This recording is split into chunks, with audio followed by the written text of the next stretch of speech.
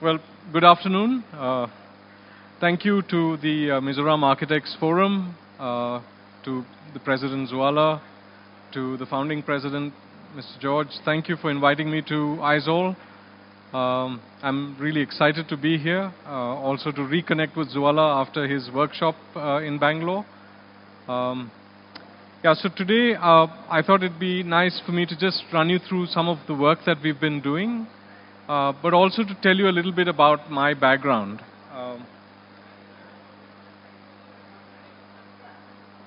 So today, I studied in Bangalore. I'm, much older than most of you in the room. And when I was in my third year, my history teacher gave me an assignment to look at Louis Kahn.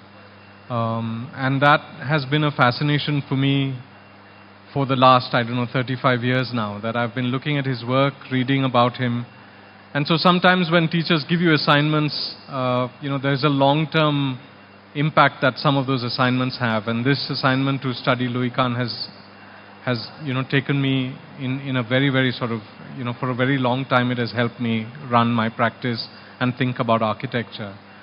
That's one, seminal experience. The second one is this encounter with the Great Management Institute in Bangalore. This is an amazing building. Zuala was there for a workshop a few years ago. It's by B.V. Doshi, his company, his studio called, Vastu Shilpa Consultants.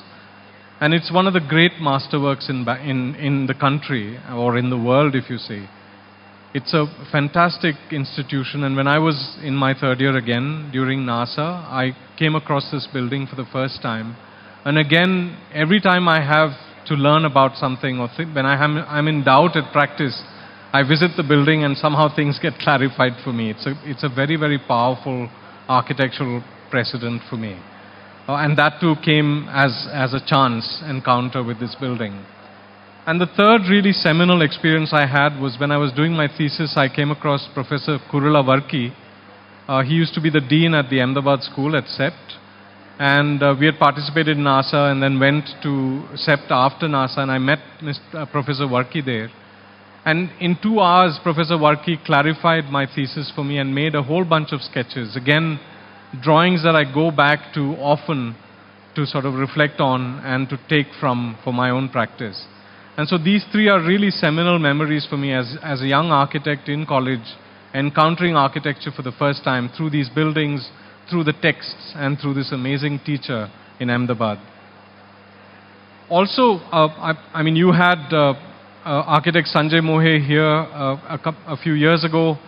In that bottom right image, you can see Sanjay Mohe sitting in the bus, a young man, from many years ago. But Mohe and a whole bunch of architects in Bangalore used to run something called BASE Group. And BASE was supposed to stand for Bangalore Society of Education or something like that. But the colloquial, explanation was BASE was beer and slide evenings. That Mohe and his group would, have slides in the evening. They would have beer, of course, and so a lot of us would hear about it, and then we would go to one of these offices and engage in this discussion about architecture. And in many ways, when I think back at my own education as a student, this encounter with, Mr. Mohe and with all of these other architects really has a foundational importance for me. That it brought to me the idea that someone could be really passionate about architecture, to be arguing about it, to be pushing for it, and to have this real love for it, that these people were really practicing with this passion. Also, the other thing that's important to me is, and a lot of you who are still students know that to be true, that a lot of the good things happen when you're in a group. The Mizoram Architects Forum is a great example of that, when many people come together, that there's more value in that than the single solitary pursuit for excellence. And so in architecture school, of course, on the left you can see these are my friends, people I sort of studied with. But that this idea of seniors was really important. On the right side are my teachers from MIT, really formative teachers. But even at MIT, I realized that, this idea of seniors, so the image on the right are these MIT classmates of mine, that it was in this group that I found, a way to work, and that the good ideas came as a result of the group. The image on the left is me with the beard in the middle. In front of me is my wife Sunita, and this is during NASA. And so those of you who participate in group works, there are some other benefits also that come out of these group works that you may find, your partner in such exercises. So we won the trophy that year, and of course we fell in love, and we've been married for a very long time. And then both of us, my wife and I, both of us went to MIT, and then after that we came back. We worked in the US. I worked with Fred Coulter, a fantastic architect, Fred Coulter and Susie Kim. And my wife worked with Mr. Brown at the houses at Sagaponack. But these are really wonderful experiences at an office. In fact, a lot of the way that we work, and I'll show you pictures of that, is the way that Fred used to work, very iterative. In fact, his drawings, the drawings that you see at the bottom, are very much like the drawings I make. I shamelessly copy Fred. We make a lot of models. It's a very iterative process. It was very tough working with Fred. I think it's very tough working with me because we are constantly sort of, investigating and trying to push. And Fred's example is something that we look up to very, very fondly. Now, of course, once we came back to India, in America, a lot of the design happens in the studio. So you think about things, you work together as a team, you put this idea out there and it gets built. It's a very, very seamless and fairly painless sort of process. In India, everything is negotiated. So the moment you open an office, there's the client's, very, very kind uncle who has an opinion. The contractor has lots of opinions. Your structural engineer is a designer, and wants to do stuff. And so we realized that the architecture here, at least in the way that we practice in Bangalore, is negotiated. You have to come to an understanding of what everybody is sort of thinking of. And as an architect, really the job of an architect, in my opinion, is the job of assimilation, of getting these impulses and putting that together into something that everybody enjoys. And so we started our practice with these projects as a result of the tsunami in 2004 in Tamil Nadu. We did a whole bunch of these community buildings built for really no money at all, 500 rupees a square foot. But for this, it was a Christian organization that was helping to build these community centers in these ravaged parts of Tamil Nadu. And so using local know-how with some local, contractors, we built a bunch of buildings. This is an orphanage in Trichy, which was built for very, very less money. We used a brick vault for almost all the ceilings, all the roofs, so that we would save on steel. But the brick vault also gave us great insulation against the heat. These are some other pictures. That little girl who stands on the terrace there is now an architect. She was our main contractor's daughter.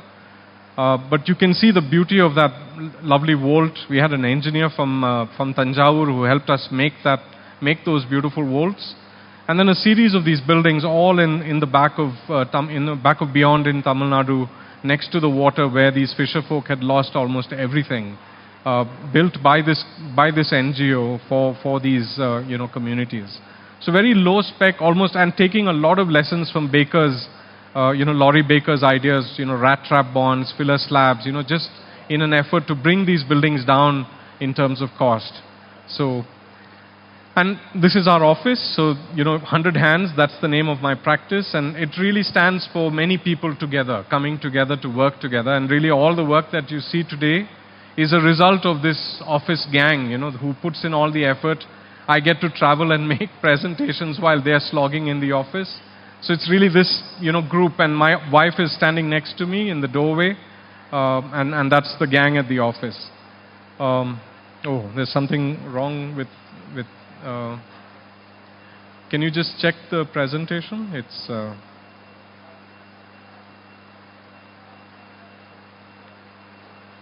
Yeah. So when you're working in the office, it's a bit of a slog. You're searching for ideas, and sometimes ideas are not coming. And then sometimes you get, the bright flash, and we work for practice like that, that it's something that takes time, and that in the drawing of things that you get to where you want to go. And when we were practicing, I practice very much like, the practices that, Doshi and Korea are heroes, that they're predicated on the idea of context, that the context is really important. We are very prudent. Materials, cost, all of these things are really important, that we are efficient and not spending much money.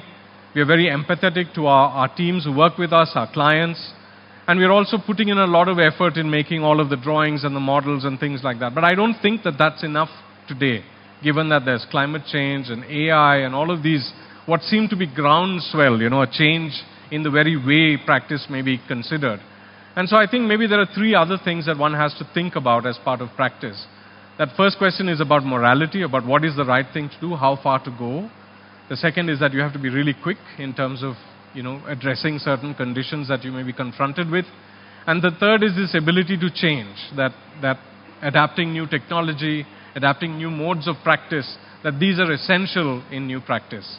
And that other four are also essential, but, there are these three new conditions. Now, faced with these really challenging things of climate crisis and AI and all of that, I want us to think back at a kind of fundamental or foundational idea about architecture. What is architecture at its fundamental?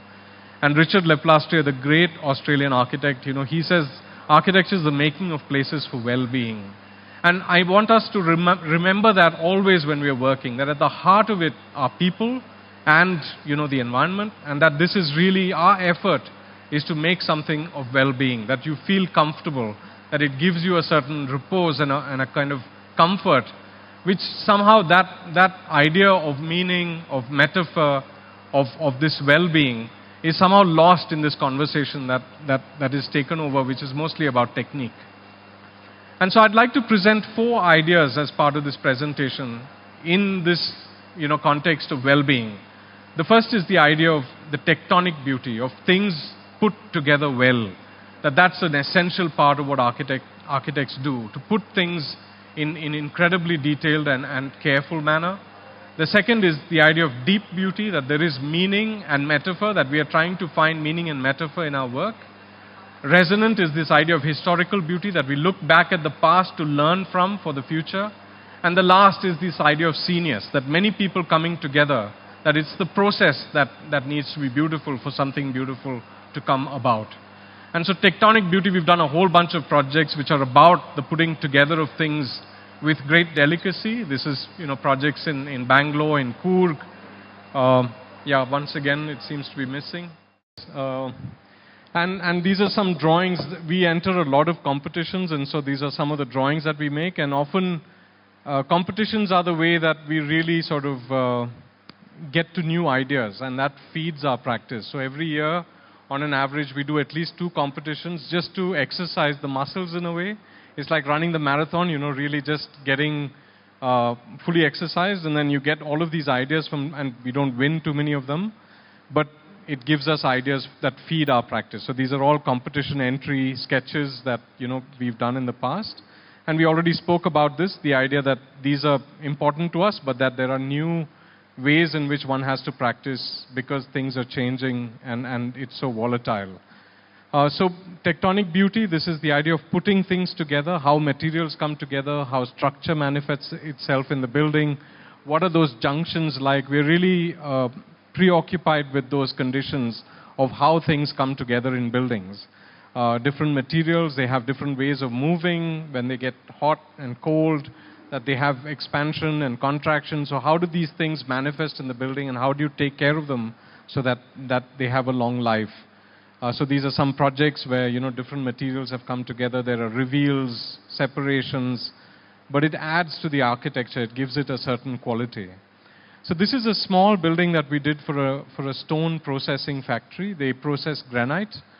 And this is the southern surface of that building, and we said that we would make that southern surface with very, very slender granite slivers.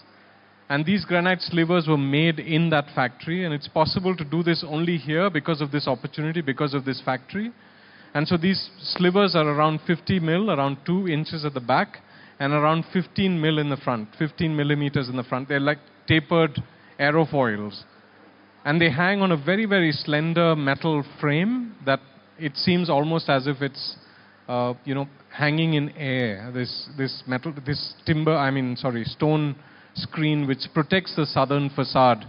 This is in Hosur. It's very, very hot, and so this gives you a very nice, benign environment within. But you can see the shape of those stone slivers, and as you get closer, you realize it's stone, and it's it's a bit of a surprise because this very heavy material has now been rendered in this very, very light fashion. And in the evening, the light transfers through it, and it's got this gauze-like quality, you know, like muslin, like a very, very thin veil of fabric almost. And from within, you get this kind of, quality of that transparent light. So very delicate putting together of that material on that southern facade. This is another project in Bangalore. This is it's on a site which is predominantly, it used to be industrial in Bangalore. This is all industrial land, which has slowly changed over time to become tech parks and housing and all of that. But you still see a lot of the traces of the old historic industrial landscape. So on the left side of the road, you can see these large sheds, you know, some of these sheds which still exist. They're pretty much all line manufacturing sheds, which means that there's a conveyor belt and that things are being put together in a line. And so they're long sheds with a gable roof over it. And our site was one such line manufacturing shed, which the shed had long disappeared, and all we had was the end wall of the shed. So on that image on the right side, the plan, you can see the end wall of that old factory. Everything behind it is new, and we kind of remembered the old past of this site in terms of the language of this building. So it's a very simple steel structure, and all of the services are housed in these very heavy brick enclosures. And so this project is really this dialogue between a very light frame in metal and this very heavy ponderous masonry, these heavy ponderous masonry elements. So there's the building sort of hiding behind that old factory shed facade. And it's a lovely dialogue, you know, between the old building, the trace of the old building and this new. It's a retail shop. We had to fight very hard with those guys to keep this wall because, of course, you don't have any display. So they were like, this is a retail, how will anybody come here if they can't see? But in fact, the wall now is the calling card for that retail outlet, that this is a very unusual thing on that street. And so this dialogue is we enjoy this a lot, this conversation between these contrasting elements, one made completely in the factory, the other completely handmade. And again, going into the building as well, that there are these bits of that masonry world, which is, gives context to the steel. So the steel seems to be even lighter than otherwise, and the heavy masonry seems even more ponderous and even weightier because of this, because of the two things coming together so close to each other. So this is the inside of the shop. It's very industrial. It's a home store. And again, this dialogue between the lightness and porosity of the steel and the heaviness and the opacity of that masonry, of the way the masonry has been detailed. So this is Go Native in Bangalore. And then at the end, there is this flourish of the stair tower with this conversation between materials. But again, a building really about the putting together of contrasting elements and highlighting these through the detailing and through the way that these things are put together. We recently completed a house in Nandi Hills. Nandi Hills is one of those prehistoric hills in the world. The Nandi Hills are around 3 billion years old, and the site that our client had picked is one of the great sites in that development from where you get uninterrupted views onto the hill. And so that's a direct access from our site at the bottom to the peak of the Nandi Hill range. And so this is a beautiful drawing that Pratik, one of our colleagues in the office, made. And really the house it's a farmhouse, it's a second house. People go out there on the weekends. The parents live there. And it is a house for 1,001 nights, house for parties. So there's all kinds of these places for people to come together and enjoy themselves in the vicinity of these amazing prehistoric hills. And these are some sketches of the building. The first two sketches are sketches of the road, and we were really conscious of the scale of this building. It's a fairly large house, around 7,000 square feet. And the other side of the building, it opens out, in a way, its arms out to the prospect out to Nandi Hills. So that's the plan of it, with this large room that has prospect out to the middle. So the middle plan shows you the arrival plan. You arrive on that floor into this grand room which has access and prospect out of the hills. There's party spaces outside, and the bedrooms on the image on the left also have prospect out to the hills. So that's the view from the house. It's just a spectacular setting, and that's the house itself.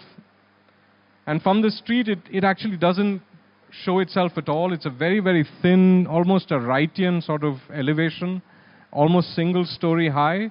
And we've dug into the site a little bit to get out onto a platform from which then to view the mountain. So you come in sort of down those steps and down into the house. There is another access through a ramp as well. And you've got these timber shutters. And so that main room in the house feels almost like a pavilion where everything can be opened up to feel like a breezeway, as if nothing was built and you were just camping in that gully looking out onto the hill. So that's, and then from the other side, these are the arms opened wide, sort of facing, the hill is behind me in these views. And the master bedroom also has a view out to the hill on the right. So this is the living room, the grand room, which is a double height, large space for gatherings, for large gatherings.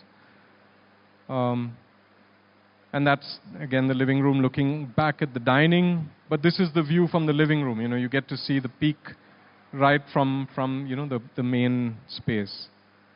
These are the bedrooms above. So again, a project that is about the putting together of these building materials, but also about this prospect, about this connection to the landscape. The second idea, so that's all tectonic, about how things come together and how building, and the language of the building is about that. The second is this idea of meaning. And oftentimes, you know, the new buildings, you see the building on the left, that's the new ITPL. It was built in 2000. It's a building that checks a lot of boxes in terms of sustainability. It's a platinum LEED rated building. But when you go there, it doesn't move you. It doesn't give you the sensation that the building on the right does.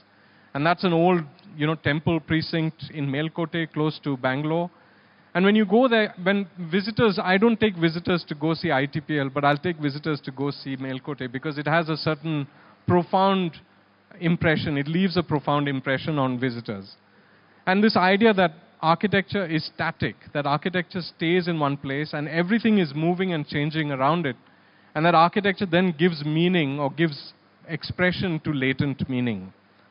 So this is, you know, the idea of meaning can be simple. So this is Aalto's great summer house in Finland. And that little blue square that you see there, so this is Aalto sitting in the middle of winter looking at this wall made completely out of bricks that have come from Italy. And that blue square on that wall is the Mediterranean for Aalto. So Aalto makes a little impression in that wall. So he looks at that wall and he remembers his summer vacation. And maybe he feels a little warmer in that cold climate in Finland. And so this can be a simple thing. You bring your personal memories into architecture. But sometimes meaning can also be transferred through profound ways. This is Akbar's tomb in Sikandra, an incredible building. It's a tomb is basically a waiting station. Akbar's soul, at least that's the belief, is waiting here, maybe for eternity, before the angels come and take him to heaven. And so it has to be the best possible place for him to wait. In the old days, the tombs used to be bedecked with all of the things that the emperor liked. So the best furniture, the best food, you know, just all the best things. And usually in the most beautiful buildings. And this is one of those fine examples of a great tomb. And so here's Akbar waiting in that tomb. You're going through all of these gateways. And then finally you go through this chamber into a hall where Akbar's body is buried, is interred. And it's a most incredible experience that in looking at that, it's completely resplendent with all of the riches of the world. And as you go into this building, the sensory stimulus is reduced to almost nothing. There's almost no light. There's no texture on the wall. There's no articulation. And you're coming into a room that has only this diffused light coming out of two holes coming onto the cenotaph. And in that moment, you feel like you've transitioned into a place of profound meaning.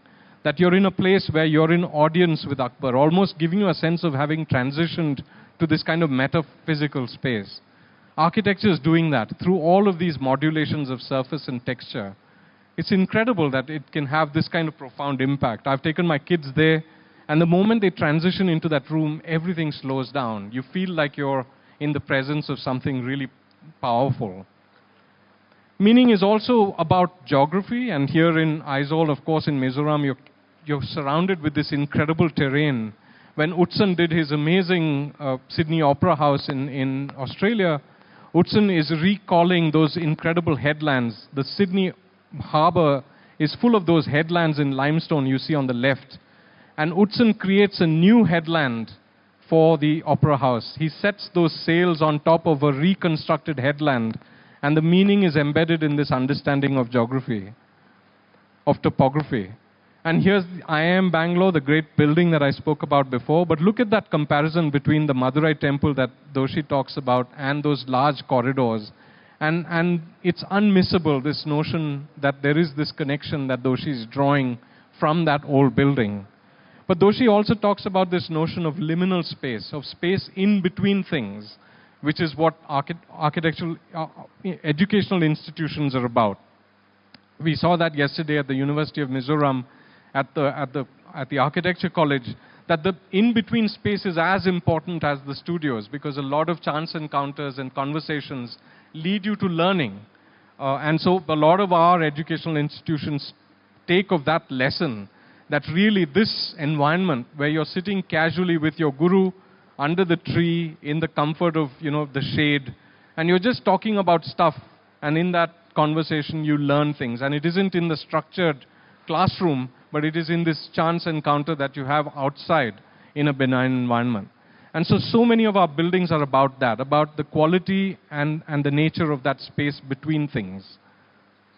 So this is, I'll come to this again. So when we get a program document from a client, this is a typical program document. It's got all of the classrooms that they need. And at the bottom, they do 30% and say circulation. But for us, really the heart of the project is that circulation space between program is where the life of the institution rests. And that's where you may meet your lover, that may be where you meet your friends, where you have chance encounters and suddenly discuss something that happened in the class, or where you contemplate on your own about what you may have just heard in class, that this is the place where actual learning may happen.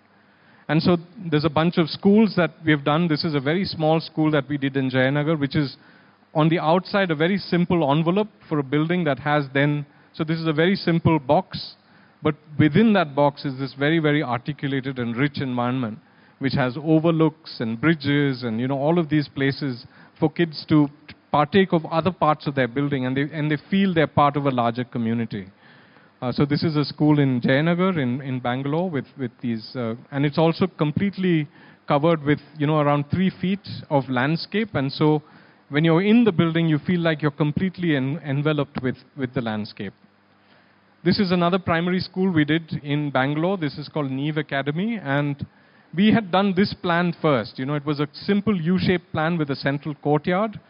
And then Charles Correa visited the office, and at that point in time, I don't know, he was really preoccupied with the idea of the mat building. And the mat building is that. It's a basic grid. It's like the Gandhi Smarak, Korea's famous building in Ahmedabad, that it's a simple mat of circulation, and stuck on that circulation are all of the program components, and that the mat then gives a certain order and clarity to the plan. So the moment, and we spoke about it at length in the office, and the next day morning I made a completely different plan, thinking about what Korea had told me about the mat and the potentials of the mat. And so the Neve plan is pretty much a mat in which program then is plugged in. And so we started thinking about, how to do this, how to put a roof over it. And so there's the plan with a lot of open space in between. 50% of that plan is all open space between things, where there's yoga classes and table tennis competitions, storytelling, all of the things that happen outside of the class. And it's organized on a very, very simple framework, which is predicated on the size of the classroom. So it's a very simple grid in which we've just occupied or left unoccupied certain parts of that grid, and we put some landscape through some parts of that grid. So it's a very simple organization on plan. We went through a whole bunch of iterations for the roof, and finally landed on this idea of a floating parasol roof over that assembly of spaces. So here are some sketches of that in-between space. And this is where you enter through this low sort of colonnade across a water body and into this in-between space with the staircases and terraces that then, are completely occupied by kids doing all kinds of artwork, and, they have activities, etc. So really the life of the school is in this in-between space. That was never in the program. They had classrooms and labs and all of that, but really the heart of the school appears outside of the classrooms. And they use it incredibly well. Kavita Gupta, who runs Neve, is so inventive in the way that they have programs in these spaces. They've also started doing farming on the roof, etc. So it's an incredibly well-used school that we've designed. This is another school in Bangalore, also predicated on this idea of the in-between space, so the quality of that in-between space. So there are some plans and a section of that building, but I'll come to the photograph. So this is the building from the outside. It's a very simple organization on an 8-meter grid. The infill walls are made with stabilized mud block, which we found from the site. It's a concrete frame with this stabilized mud block infill and some recycled timber for shading. But the outside is very, very straightforward. It just sort of captures the rhythm of these classrooms and spaces. But really, it's the inside world that we're really excited about, that this inside world has all of this natural light, wonderful ventilation. It's just naturally ventilated. But it also has spaces of different scales, large spaces for people who want to perform, kids who want to perform, whereas the shy ones have smaller spaces, more intimate spaces with different varying qualities of light. So these are some early drawings of that. These are those sketches that I'd shown you earlier of what this is. Winter light, which comes directly sort of into that space, and this really articulated internal section with prospect from every level. So it's also visually all connected, that you stand and you can see almost all of the school through this section of that building. So here are some pictures of that in-between space and that lovely morning light that comes through into that space. And since it's naturally ventilated, you always have a wonderful circulation of air because of the heating up of the air at the top, and it continuously sort of has this circulation of air through it. These are the classrooms. They've got Montessori style teaching here, and so a lot of play area at the bottom and the classrooms at the top. And this is the last institutional building. This is a big incubation hub for the Indian Institute of Science in Bangalore, one of the premier science institutions in the country. This was won in a competition. It's around 150,000 square feet. It's got laboratories and classrooms and offices. But really here again, it's really the yellow that we're really thinking about, that this is the place where these scientists will meet other scientists who may be doing things in their labs and discussing maybe challenges or bottlenecks that they're facing. And in those conversations, they sort of get direction for the work that they may be doing themselves. So this is the entry. There's a very sort of monumental entrance sort of oculus with a very large cantilevered portico. You come into that, and it's all made in steel. It's a steel building with masonry infill. And it's got this really articulated section, like IRA, like the school that you saw before, again top lit, but with a lot of spaces for people to meet and engage with each other. So here are the sort of drawings and sections of that, and these studies for the quality of those in-between spaces in the building. So this is that oculus where you enter, you come into this sort of really warm timber world, and then that's the primary axis made in concrete. The center of the building is in concrete, and all of the peripheral blocks are all in steel. But it's got this really luminous quality of light inside because of that top light and the quality of those concrete finishes, that you get this really benign wash of light through the day. Of course, we're very lucky in Bangalore that it's not that hot, and so we're able to do these kinds of things. So these are some images of all of those various places that people encounter as they make their way through the building. So it's concrete in the middle and steel on the peripheries. So this is an amphitheater from the bottom. From here you can see right up to the sky, right across that section. The third idea, which is very important to us at the office, is the idea of resonant beauty. So when we get a project, usually we are always going back to history to look at a precedent, to look at what some other architects may have done. And so T.S. Eliot, the great poet, he used to say that what is the creative pursuit, And what he says is that there are these two things that the creative person has to do. On the one hand, he has to bring to bear the understanding of history, that he has to know Shakespeare and Homer and everything that has gone before him and bring that to bear in his work.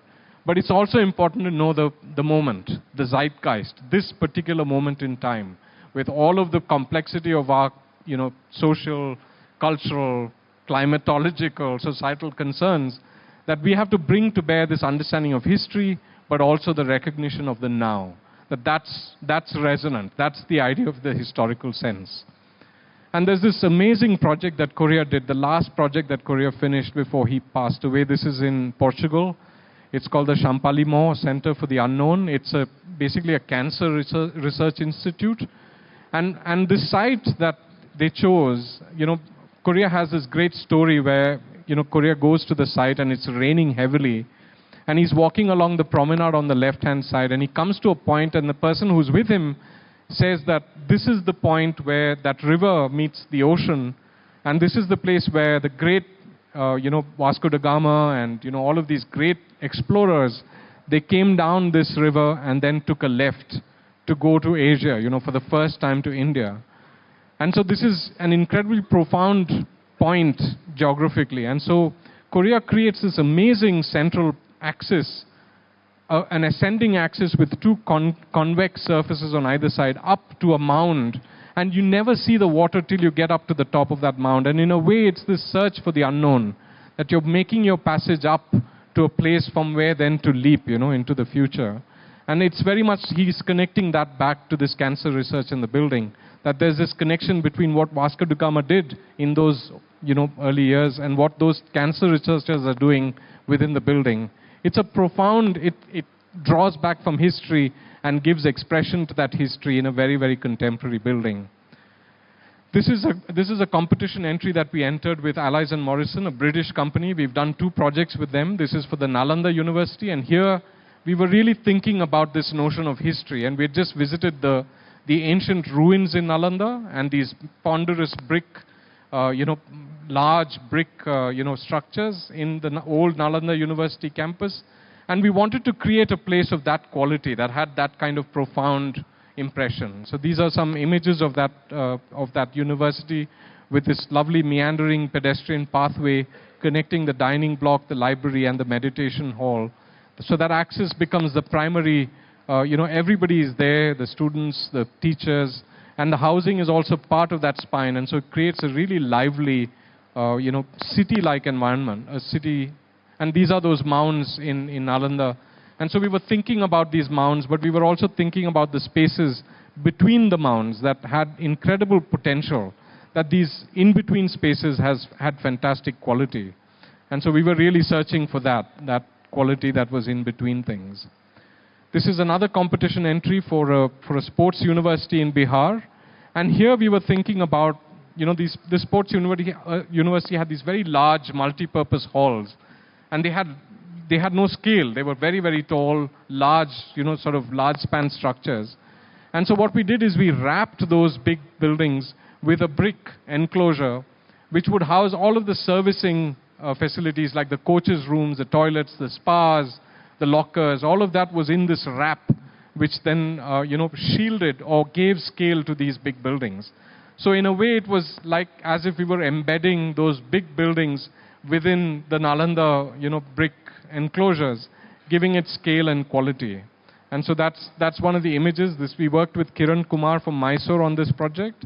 And that was the idea that we had, that these buildings would be enclosed in these brick mounds that had quality and scale and gave the buildings some sense of scale in that flat environment. So this is that elevation of that building with the shed at the back, with the multi-purpose hall at the back. But this is a wonderful conversation between materials, again, very much like the Go Native project, where the industrial quality of this multi-purpose hall offsets the handmade quality of the brickwork that is surrounding it. And for the last one, this is Senius. This is the idea that, good architecture doesn't happen naturally. It requires a conspiracy of participants and circumstances. that many people have to come together to make good architecture, and that it isn't some genius sitting and drawing things, in a room alone, but really it is in the engagement with clients, it's in the engagement with contractors, and with our own colleagues in the office. That's how good things happen, through these conversations and negotiations. And this is an example of that with Louis Kahn. Louis Kahn, the great American architect, was working on this monastery for 2 years. It didn't happen finally, but he started off with the image on the left. So it's got all of the housing on the top, all of the public facilities, the church, the library, the classrooms, all of that at the bottom, separated by a large courtyard. And so he went and presented this scheme to the nuns, and the nuns said, oh, but we don't have much money. This project, how much will this cost? And he said, $5 million. And the nun said, but we have only $1 million, so what are you going to do, And so in this negotiation with reality, with the client, Khan's struggling to make that. And at the end, after 2 years, you see the image on the right. It's a much smaller building, just $1.5 million. It was still over budget at that point. But what's beautiful about it is that, the first image shows a separation between the spiritual life of the nuns and their public service. Whereas the last image shows that there is no separation between spiritual life and public service. That for the nuns, this was one and the same thing. And so the next logical step for the nuns to take after having reached this point is say, why are we building this at all? And they scrapped the project and went out and started working in the communities. So this is, architecture prodding, the architect prodding them not to do architecture in a way. But it's just a sublime, even the great architect requires feedback to come to something sublime. And that's just one of the great magical plans, Khan's beautiful plan for the mother house. This is a project we did with Allies and Morrison again in Bangalore. This is a hotel. It's around 120 rooms with around 15 apartments above. So the bottom of that model is all hotel, and the top are those apartments. And it's quite a lovely building. They are just an amazing set of architects at A&M. They caught immediately that in Bangalore you could have just shade, and with fans you'd be able to, it's a lot like Aizawl in a way, the very mild climate. And if you're protected from the sun and if you're away from the rain, that you could sit in a veranda. And so a lot of this building is not air conditioned, it's just open verandas with fans. And so it feels like one of those old colonial buildings with large verandas.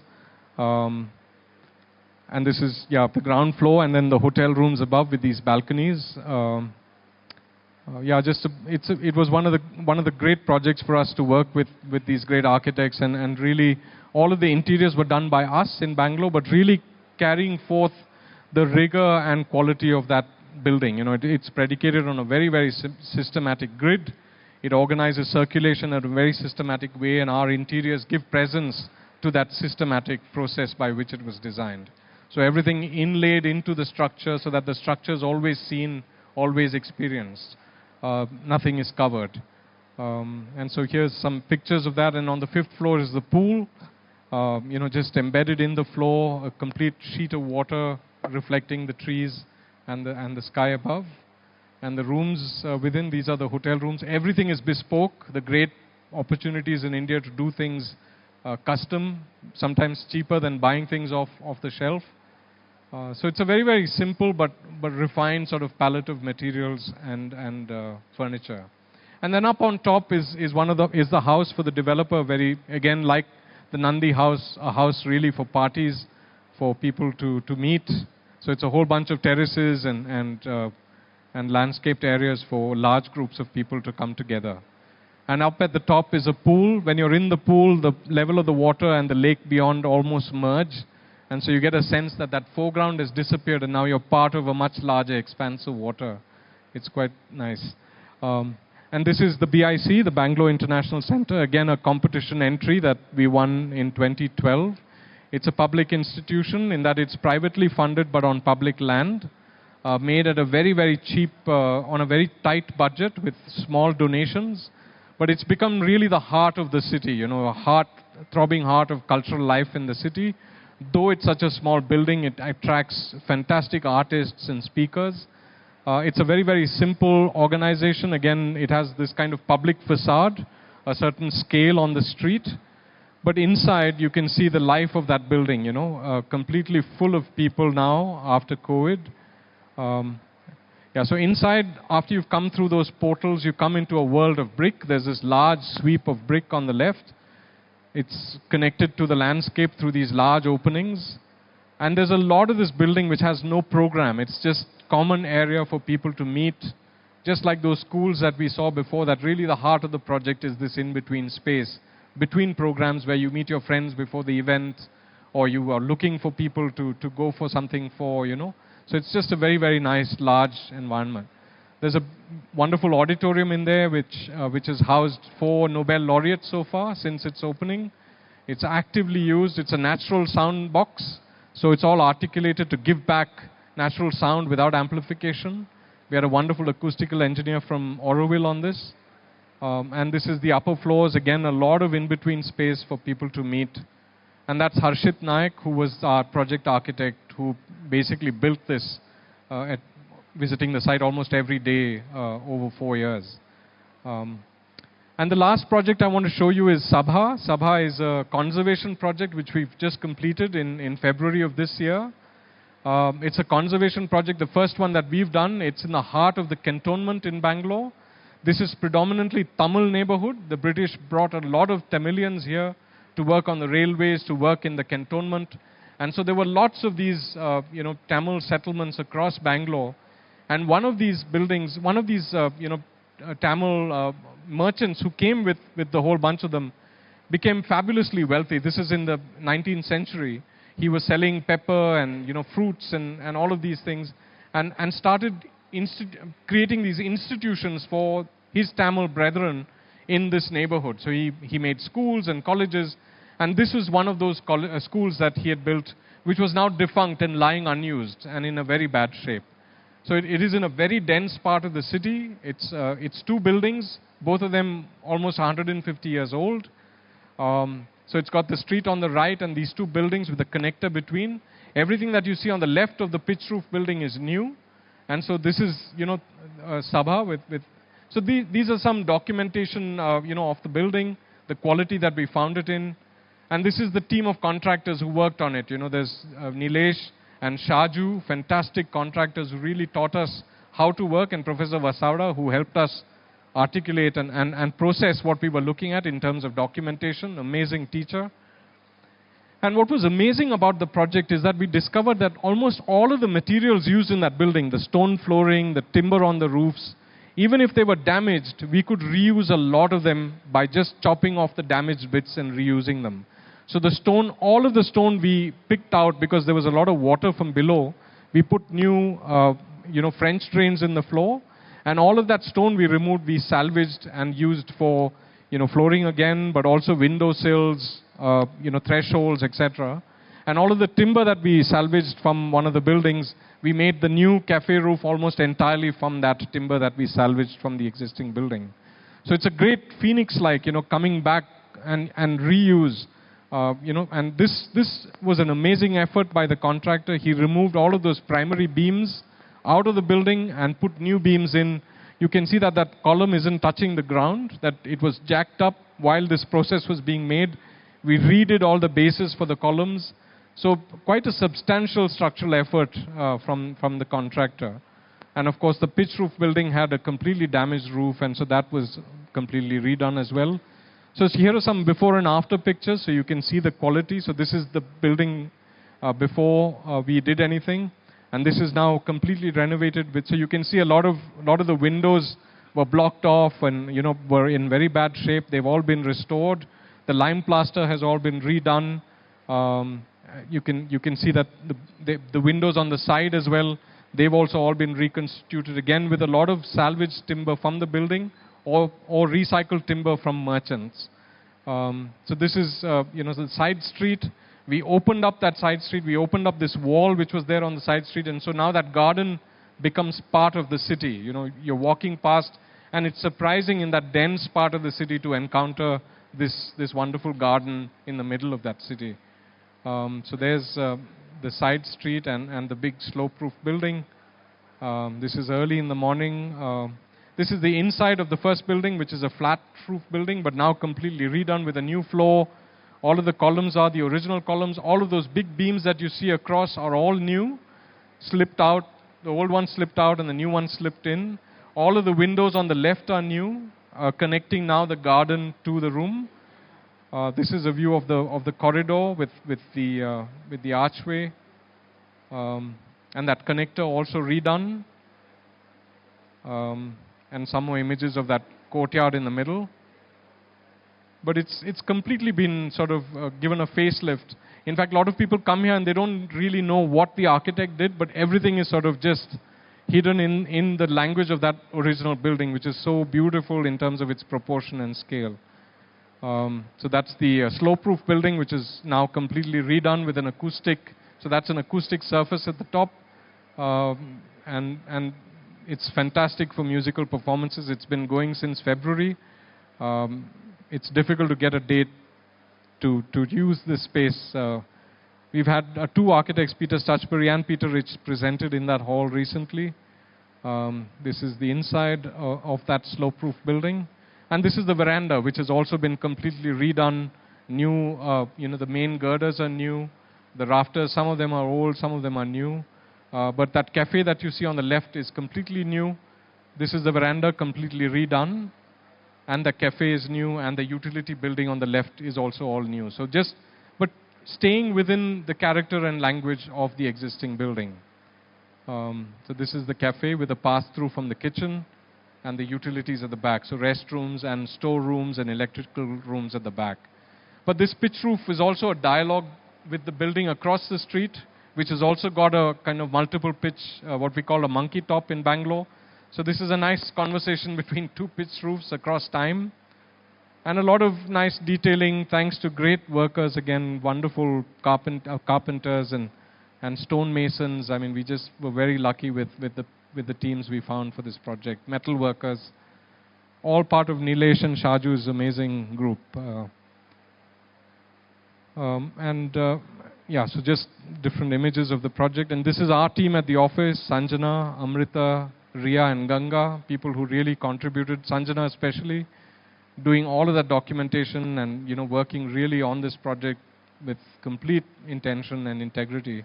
Fantastic architect who's now doing a master's in conservation.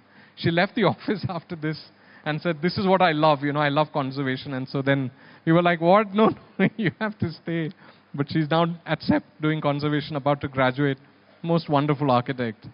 So these were the four: tectonic beauty, the idea of putting things together; deep beauty, that all of our work should convey meaning, should be embedded in this search for meaning; resonant beauty, that history offers us lessons that we have to take, for our work; and the idea that we have to collaborate, that this work is done with people. Just quickly, in terms of drawings, so we make a lot of drawings. These are just drawings, travel drawings that I have made while traveling so that you get things into your blood. I've had the opportunity of meeting Peter Zumthor in conversation. If you scan the QR code, you can go to the interview. It's a wonderful conversation with this amazing architect. And as an excuse before meeting him, I did all of this research, which was very, very fulfilling. We took Zumthor to IIM, and then we had made the IIM plan on top, and those are his buildings. And there's Zumthor going, oh my God, my buildings are so small. So he's looking at this scale comparison, and he was like, oh, I haven't done anything this big. This is Alejandro Aravena, great Peruvian architect, Chilean architect, who I've met in Wayanad. And then, I'm going to end with this. And of course, our guru, Doshi, we made a film on Doshi a few years ago. This is, again, you can scan the QR code, and all of this is available online, free to view. That's my brother Premjit who made the films. But that's another thing that I would tell some of the younger students here. Seek out your heroes, go spend time with them. They have a world of wisdom to offer. And this time that both my brother and I spent with Doshi, not only in terms of architecture, but also in terms of just being, being a human, being generous and having time for things, that Doshi taught us, seminal life lessons. So seek your heroes out. Thank you.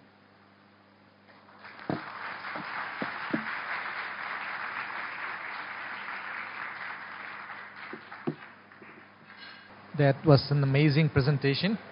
We wish could have gone for much longer. Um,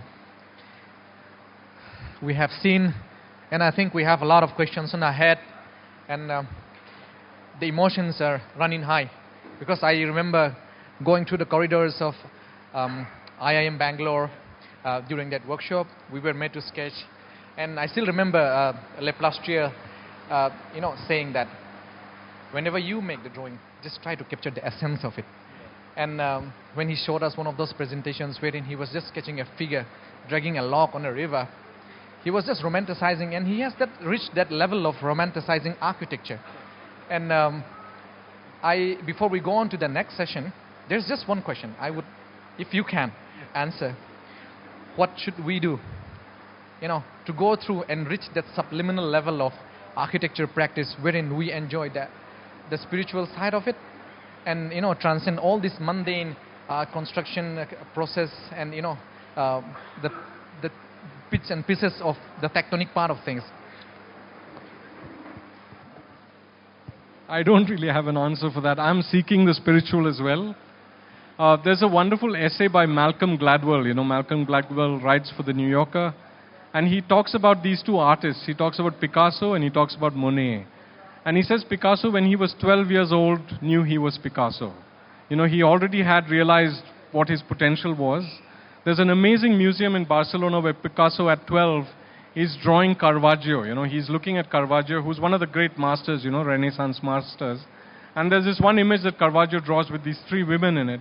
And he starts off by imitating Caravaggio, almost identical to Caravaggio. And then over the course of that room, you see at the end, over the course of Picasso's life, you see at the end the same painting but completely Picasso. That he has, in absorbing the lessons of the past, he has come to become himself. Whereas Monet, when he was 60 years old, suddenly has an epiphany, and that's when he becomes Monet. So you never know when the genie is going to visit you, or when you're going to have that epiphany and when you're going to realize who you are. But, the thing about it is that you have to show up. You have to show up at the office, you have to show up at work, you have to be committed. And in that rigor, and in that riyaz, as they call it, that at some point, and it's not on you, it's the genie's responsibility to show up. So you have to do your bit, and then at some point, maybe then you will get her to come on the shoulder and whisper, the magic into your ears, and you can draw it out. So it's a difficult question to answer, because you're sometimes completely overwhelmed by the pragmatic aspects of work, that you're not coming to this poetry that you seek. But in fact, it is through that pragmatic and really effort-driven work that you come to the poetic, that there is no bypass, that it is through the rigor of the riyaz that you then come to something poetic. And for some people, it comes early in life that you suddenly realize that this is what you're about and this is what you should be doing. And for many of us, we are still seeking that we are still working towards finding something sublime. Thank you so much. So I hope we still have a lot to ask, but the hours are few. So I would request Bijoy to remain on the dais, and we would continue with the next session of the panel discussion along with architect Samuel. We fondly call him Mr. Sammy. So yes, the floor is yours. So this is your second half of the day, yeah?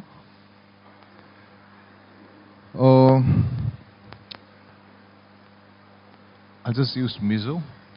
Ole, hey, session third ulek angani dona. Zona zo turin chi na kan share kan khanin zona zo tu khan lowin ringila. Tu ma intlashung su tiga kan sei masadu ni chu. Atlar te pon karon zot mai the chu zona tur khalowin ringula chang. Okay, let's say we have 100 hands from Bangalore. Let's see the hands from this side. How many architects here? Please raise your hand if you're an architect. Raise your hand if you're an architect. Okay. Now raise your hand if you are an architecture student. Architecture student. Wow, students. Okay. Raise your hand if you're not an architect. Not an architect student. Neither. Okay. Anyone who've come all the way to Aizawl just for this event? Anyone from outside Aizawl? Yes. Yes, we see that. Okay. All right. Where do we start? I want to ask you, why 100 hands? You know, a lot of questions here. Why 100 hands? Yeah, 100 hands because it's many people together. It's just notional of that it takes a village to do buildings. You need many people, and that recognition that it doesn't come from one person, that everybody is involved, and good things happen when there are many people together. All right. And you do a lot of collaboration work also, right? Yeah, we also collaborate with other architects. So, of course, the Allies and Morrison collaboration, but we also have recently started working with a young practice in Bangalore to do institutional work together. Oh, yeah. That's going on. Yes. All right, all right. So you did your bachelor's in India, that is in Bangalore, BMS Engineering, and master's in MIT, and you came back from there to practice here, right? Yes. So what was it like when you started practice? If you could recall, like, you know, what was it like when you started here? When you come back from there, and then you started your own kind of work of architecture here, and what was it like? Well, I kind of spoke about it at the beginning, where I had shown those images of many houses, you know, that in India practice is negotiation, that you have to figure out a way to work with many people to do things, that you have to be an effective communicator, you have to listen intently, and that it isn't really, you know, the sketch of the architect or, you know, this kind of bravado that we talk about the architectural idea, that it is a negotiation, that you have to constantly be alert to changing conditions or to recommendations that people may have. And that was a big learning for me initially, because originally, you know, you have this idea that I will define what the project is, but eventually you realize that that's not really, it's some part of it you do, of course, you're not just sitting benignly. But a lot of it does come from this conversation that you want to be ready for, that you have to be alert to do that. Of course, we were, initially when we first started, we had only small interior design work. We had very, very small work. But luckily for us, we started with that orphanage, you know, the one with the vaulted roofs. And that just came completely by chance. We had some connection with them when I was working in the US, and then when they heard that I'd come back to India, out of the blue, this guy called me from New Jersey and said, "Are you back in India?" And I said, "Yes." And he said, "Oh, but we've got a very small project in Trichy for you. Will you be interested?" And very small was 30,000 square feet, which at that point was a huge project for us, you know. And so I said, you know, this is amazing. An institutional building, you know, large 1 acre site with 30,000 square feet built. You know, this was all unbelievable for a young practice. So we were lucky like that to get a break early on in practice. And the story goes on. Look, sound he in shit a har khop maya. Helai monitor he in on turn thing. Headline can you can shut him on ni chu. Helai monitor he helam pangirong hoitir thing can sound lampang kan le. A cock room maya mo a trong hin shit him on ni chu. Okay, you're doing. You mentioned that documentary film on Doshi, and there's another. I think you've made 2 films or 3 films. Yes. Architecture and The city. and the city, Bangalore perspective. Yes, yes. What makes you? What inspired you to make documentaries? Like, you must be quite busy with your project. At the same time, you still find time to make, you know, such a documentation. And Well, if I had a choice, if I could do everything again, I would make films for a living. That's my first love. Okay. Of course, I watch a lot of films, and I'm thrilled by films. And I also feel that there is a connection between film and architecture, that there is this idea of narrative, the idea of light and space, that somehow architecture and film are after the capturing of these kinds of, you know, people in space moving in time. And so to capture architecture, I think photography is a bit difficult to capture the idea of embodied experience, how you feel when you go into a building, that sometimes film is able to convey that in terms of giving you a sense of intimacy or constriction, giving you a sense of volume or prospect, that film has the ability to create those conditions for experience, of experiential viewing. Both the films, of course, architecture and the city doesn't really go through architecture at all. It's just a series of interviews. And the reason I made that film is I had just come back from the US and I didn't know what practice in Bangalore was like. And so I called all my friends and I said, you got to tell me, like, how are the fees structured? What are the building bylaws? How is it to work with clients in Bangalore? These were the questions I had, you know. And my friends very generously spent a lot of time with me, and I had, you know, at least 16 hours of footage that I then cut into a 1-hour film where these people are talking about the frustrations of practice, basically, about what it is to practice in Bangalore. The other two films I made, both are on Doshi, and they're really the reason to make those films. One is, of course, to spend time with Doshi, but the other is that my brother had just come back from the UK and he was really not finding any work and was, you know, just hanging around. And I said, I need to get a project, get him busy with something. And so then I just proposed this idea to him, and he was game, surprisingly. He said, okay, chalo, let's see what happens. And we called Doshi up on a Friday, and he said, can you come on Monday? And we had no equipment, we had nothing, you know, just the two of us. And so we flew to Ahmedabad on Monday early. We went and hired equipment from some guy. And that's how the film started, you know, with rented equipment and with no script. But it brought me, of course, very close to Doshi. It got me time with you know, my mentor in a way. But it also brought me and my brother together. You know, it got us really to really know each other working on this together. And so then 10 years later, we made another movie again with Doshi because we felt we need some more time with him. And the first film is very, very sort of, in a way, jolly. He's talking about architecture. He's talking about things, about life, celebration. But the second film, Doshi, is a lot more introspective. This is just a few years before he passed. He talks about death, about transitions, about the Pritzker recognition, and really putting in context the kind of, that it isn't that serious, that, you know, things are all passing, that we are all sort of just in transience, and we are waiting for this transition to the other side, you know. So in that sense, the second film is a lot more philosophical, more metaphorical, and Doshi is really introspecting on 80 years of practice, you know. That was the second chapter. The second chapter, yes. Not They're the both second online. chapter. Yeah. Not the second chapter. Not the second. All right. I think just one more question. You were showing that project, the Sabha.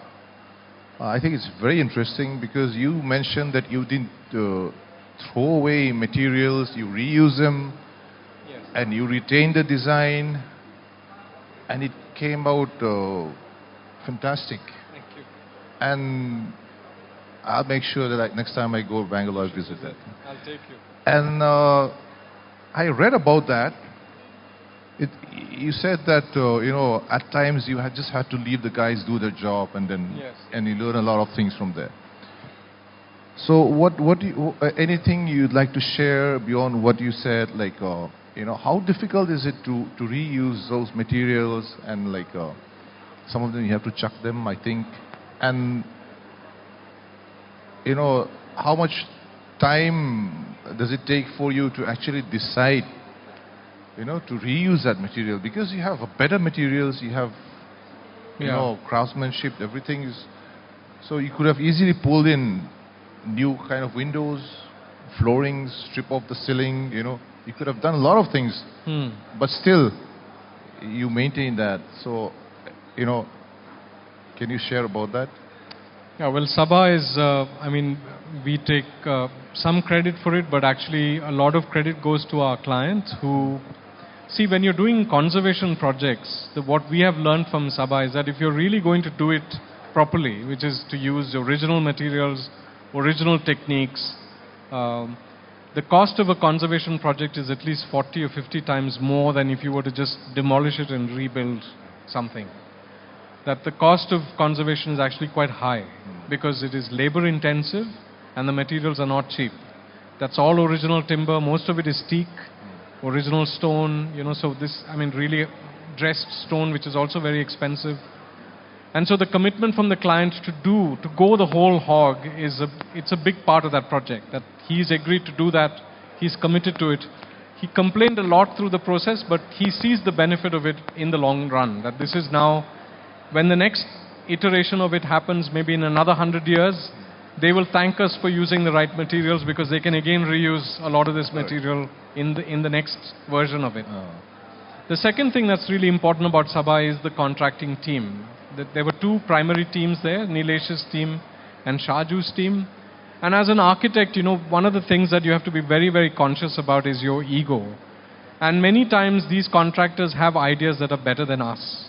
They know about the materials, they know about their limitations, and they advise us, and oftentimes we dismiss that. We think that we know better. But we learned from this project that quality contractors bring so much value to projects, and that the project has benefited from us basically just getting out of their way and letting them do their job, the job that they know better than us. Yeah.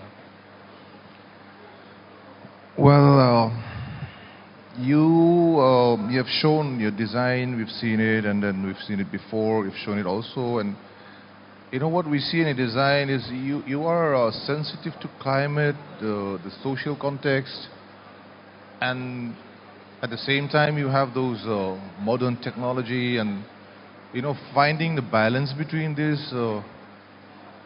Anything you could say about, I think sometimes for young architects especially, there's a lot of challenge, because nowadays we have so many modern building technologies, materials, lots of glasses, you can already see this. So how do you make balance between these materials, the social context, the climate? Well, we try. I don't know if we're successful all the time. With regards to materials and technology, a lot of it also comes, like for instance, the Indian Institute of Science building. It's a really technical building. It's got a lot of gases that run in it. It's got a very unusual air conditioning. It's all, radiant cooling in that building. So there are lots of bits in that building that the Science Institute told us that they want to try with this building. And so we had to get the right consultants on board to help us work on that building to get it done in the way that the Science Institute wanted it. And it's also BIM, it was done in BIM. Yeah. And so it's really for us also a learning that but apart from all that, we still have to go back to this man under the tree, the idea of the in-between space, these poetic ideas that we are also seeking. Yeah. That one cannot compromise the other, one cannot overtake the other, neither the poetry nor the pragmatic components. This idea of balance is it's a lovely word. Sometimes you do hit it, sometimes it doesn't work. Those projects we don't show you. Yeah. The ones that we like and that succeed, we show. Yeah. All right. Okay, I think taking too much time here. Anything you want to ask from that side? Do we have ushers to hold the mic? Or? Hello. Hello. It's an honor to have you here, sir. So I just have one question from your presentation and from your own word, being your... can you hear me, sir? Yes. Yeah. From your own word of your building being simple, I just simple in the sense of material, probably in a way, in your own terms, which to us is all grand. But I just wanted to ask, how difficult is it in execution or in convincing a client to have a simple building such as yours in your own terms? Well, with institutional buildings, it's not a very difficult thing. The simple buildings tend to cost less, and they like that. So in terms of finishes or in terms of materials, those things, whatever's locally available, whatever local know-how is possible, that becomes easier in terms of cost. I was telling Zuala earlier that we're now doing a lot of homes, and we've never done too many homes. In the last 20 years, I would say that we've done 5 homes. And now suddenly we're getting a lot of homes because our friends are becoming wealthier and they are building their own homes and calling us. And there it's becoming a challenge, so because they want to show the money that they have spent on the building. They want to put Italian marble or, all these expensive and exotic materials. And we are resistant to that a little bit in terms of how, what that means in terms of materiality. So that conversation is ongoing. So we have finished that house in Nandi. It's all local stone, that we've used in that house. So we take people there to show them, and if they don't like it, then maybe we don't do the project. But if they like it, then that's something that we can have a conversation about. But yeah, it is a challenge when it comes to personal homes. But with institutions, by and large, they are happy to go with the material palette or the kind of buildings that we've designed, because they do save money eventually. Since we started our work with those projects for the NGO, this idea of cost is embedded in our thoughts, that we're always approaching work trying to be prudent about material and trying to be prudent about cost. As I think I am one of the oldest the architect among here. I would like to ask regarding old building. You are doing renovations and you are telling it is costly. So in Mizoram, we demolish many of our office building instead of renovating, and we do the reconstruction, total new construction. So many are going on. So in your opinion, how effective it is to go for renovation or reconstruction? So regarding the value of the building, renovation might be good, but financially sometimes it may not be good, say, if you compare with new building and renovation. So what is your idea if one should go for a renovation or reconstruction? So you have done something, I think you must be having good experience in that. Got my question, I think. Sure. Well, yeah, so if you take Sabha, for instance, the materials are all very, very expensive materials. Lime is not cheap because lime requires a lot of labor. Lime plastering, lime wash, it's labor intensive. All of the structure is in wood in that building, and all of it is, teak. And so those are very expensive components for a building. Whereas I don't know what kinds of buildings are being demolished to be rebuilt here. But if there is a concrete frame, or if it's a steel building, or if there may be some sense in retrofitting a building like that, which may not be too expensive. So with the older buildings that we have in Bangalore, because they're all timber structure buildings, renovating them is expensive if you're going with the traditional materials. If you're using new materials to renovate or reconstruct them, then maybe it is cheaper. But if if you're going by the sort of original material palette, then it becomes, like I said, 40-50% more than just making new. So if it's a concrete frame and if the concrete is damaged, there are ways to fix the concrete, and it may be much cheaper to keep the frame of structure and redo the building than to demolish it and rebuild it if it's concrete. But if it's a timber structure, then not so. Yeah.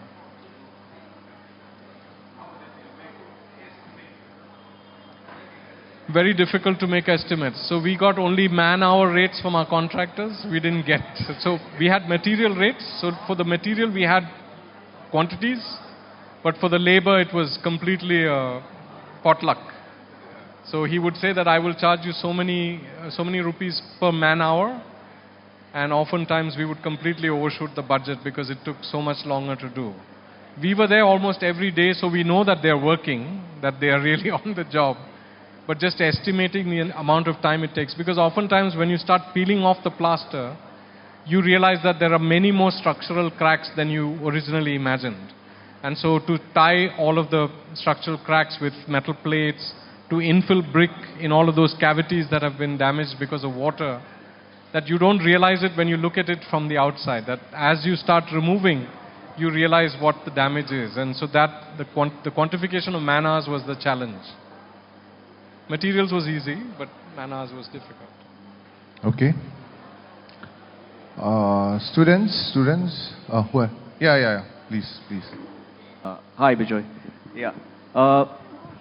I believe through your years of professional practice, I believe you have stumbled upon crazy clients, difficult clients. I would like you to share us a story, one story.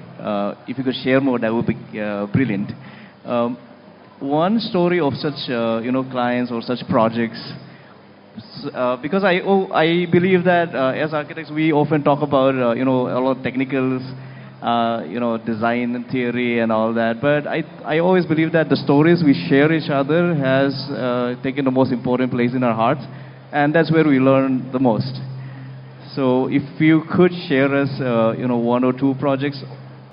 I don't have too many crazy client stories. I mean, I think there's a great essay by Louis Kahn called What of Mosquitoes and Donkeys. That's the name of the essay.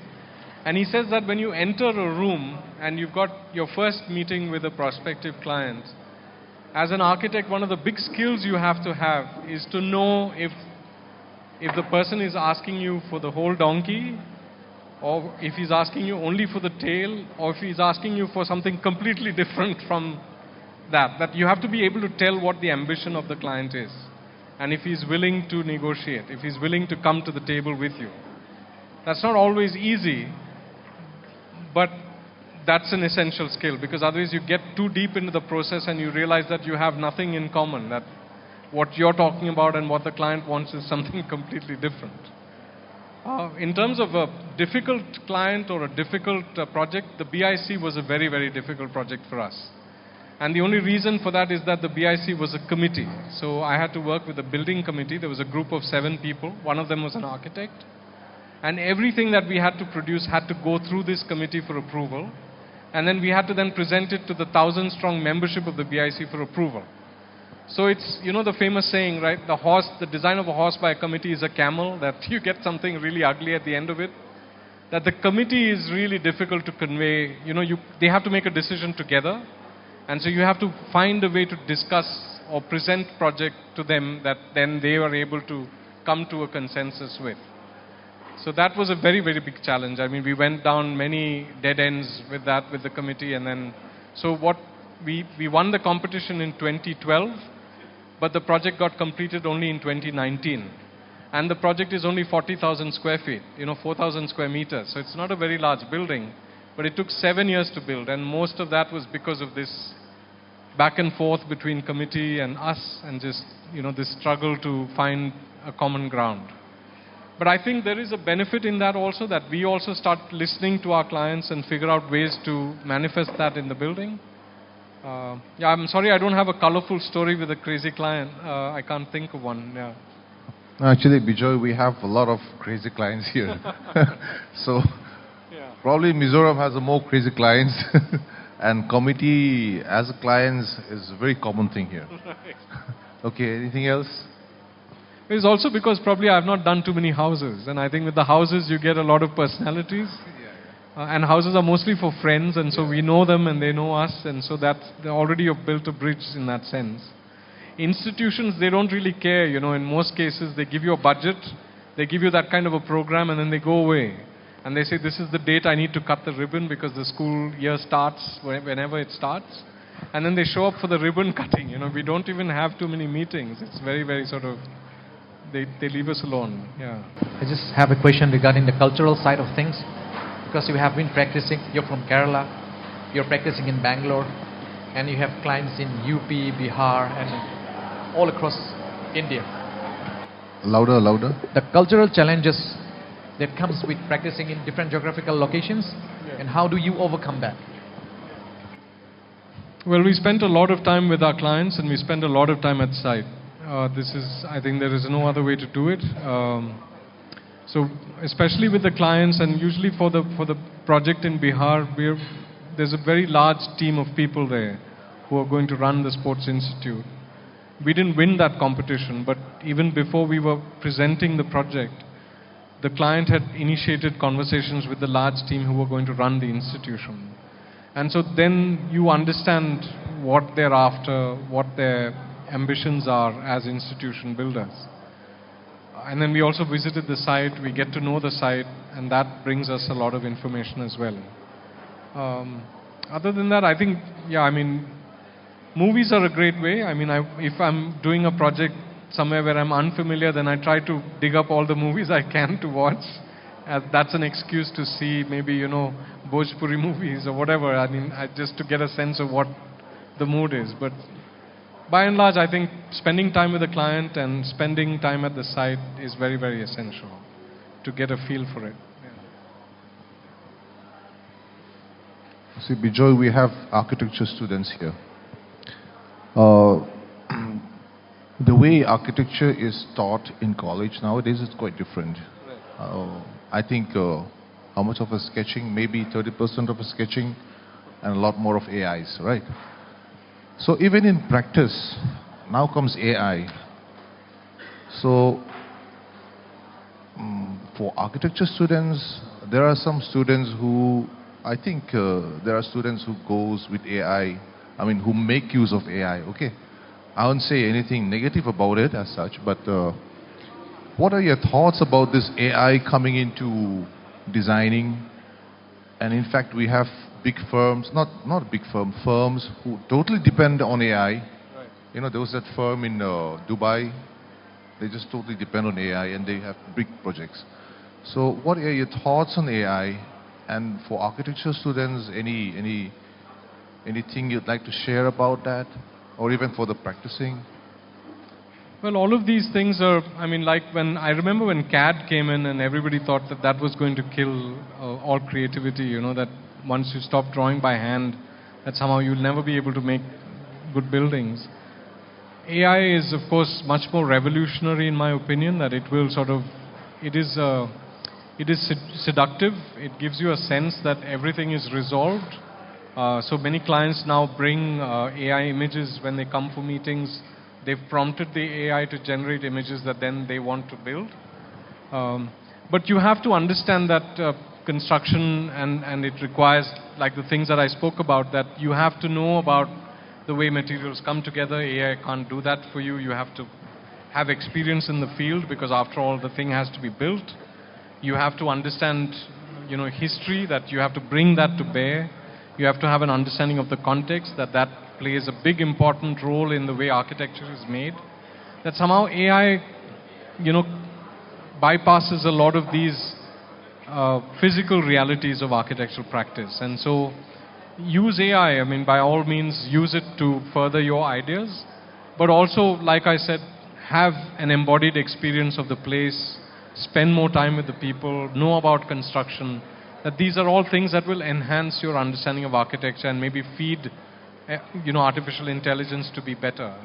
That you can't just be prompting and making, things that then look fancy on the screen, because after all it has to be built, and your knowledge of construction and your knowledge of the place and your understanding of people are at the heart of our practice. And so I would say that it's all new technology that one has to accept without forgetting the lessons of the past. I think since election is also there, anyone who last questions, just give time for one more question. Hello, sir. My name is Puya from Architecture, Catalyst Architecture, and I don't know if this is the right question to ask, but I might never get this chance again, even in my lifetime. So why not? I guess. Before my question, I like to clarify that you might have also known that the famous architects like the Frank Lloyd Wright, Le Corbusier, and even Peter Zumthor are not licensed architects, to be honest, and they never studied or had an architecture degree, right? And which leads to my question that do you think this architecture schools diminishes our artistic, the bold artistic traits in all of us, and does it decreases this artistic, the bold artistic traits in us for architects? You said you were a student or you're a practicing architect? Practicing catalyst architecture. Oh, you're as well as office. I don't think you can generalize that, but I do think that if you went to a school where maybe there weren't very good teachers, that it could then limit your capabilities as an architect. But then the reverse is also true, that sometimes you have a great teacher and he or she opens up the world to you. And you never know when you meet that teacher. There's that great Rumi, the great philosopher, says that the great teacher only arrives when the student is ready. That sometimes you may not have the great teacher in school, and that you may go through school thinking that you just didn't get the right education, but you're seeking, and at some point something triggers something in your mind, and you never know when that happens. I think there is a fundamental flaw in architectural education, and that is across the board in India, and that is that most of our design studios are run as if individuals designed the world, that you would stand up in a jury and present your project as if, and the burden of the creative impulse is on you. I would think that a lot of schools should introduce a lot more teamwork and this notion of how you work with other people, so that when you come out of education, that you're in the world with the skills to be able to be in a team and contribute positively in a team. We don't learn that much in school, and a lot of the work that we do in school is predicated on individual excellence. And when you come out to practice, you realize that a lot of it is actually, a good project comes as a result of many people together. I would say that, I was very lucky when I was in school. I had a fantastic teacher. His picture was up there at the end. Mr. Anil Dubey, who taught me when I was in second year all the way till my fifth year. And he's the one who taught me to draw. He pointed me to the things that, are of value to me today, even today. And that is thanks to him that I got a footing in this world of architecture. That sometimes you do get an incredible teacher, and you're lucky that you have someone who can then open the world to you. So I wouldn't say that all architectural education is useless, but I would say that it is dependent on the teachers, and better teachers make better schools. I don't know where you went to school, but it is important to have good teachers as a young architect. The example of Zumthor and Le Corbusier and Wright, all three of them actually didn't go to school. I think Wright went to school. Didn't he get a degree, or he didn't get a degree? I don't know. But the thing about all three of them is that they worked for a number of years. Wright famously worked with Sullivan. Corbusier worked with a bunch of architects in Switzerland, and so did Zumthor. He worked with the archaeology department for almost 10 years before becoming an architect.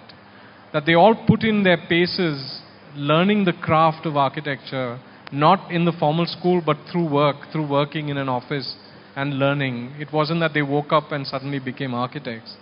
So whether it's in school or whether it is through practice, this idea of grounding yourself in the language of the profession is very, very important as a young person. I don't know if I've answered your question, but yeah, maybe it's Rumi's thing is the best thing, that the great teacher will arrive when you're ready, And so maybe you've already met him or her, but it'll happen. Okay. I think it's about time, but you've been through NASA, you've read Fountainhead. And you did your masters abroad, especially MIT. You came back. You were in Glenmarket also, right? Even I was there. Yeah. You've been through Glenmarket Masterclass. You've had so much experience. Now, little advice for young architects and architecture students, and then we'll close it.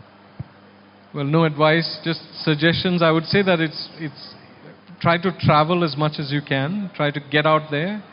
And when you travel in groups with your friends. Have a lot of fun. But the thing about travel is also that you should try to draw while you travel. So try not to take too many photographs. Try to draw. And even if you don't draw well, we had this amazing architect in Bangalore recently, a person called Peter Rich.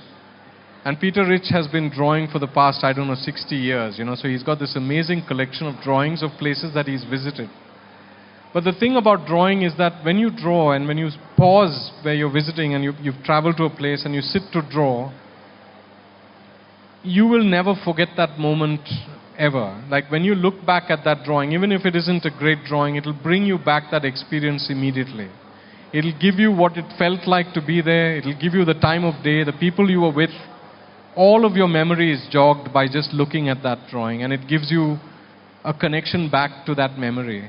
And so drawing is very essential. So travel and draw is my only suggestion. If you can do that, it will stay with you for all your life. Yeah. Thank you, everyone. Thank you, Sunny. Thank you. Thank you. I didn't know you went to Big thanks to our keynote speaker and our panelists, Mr.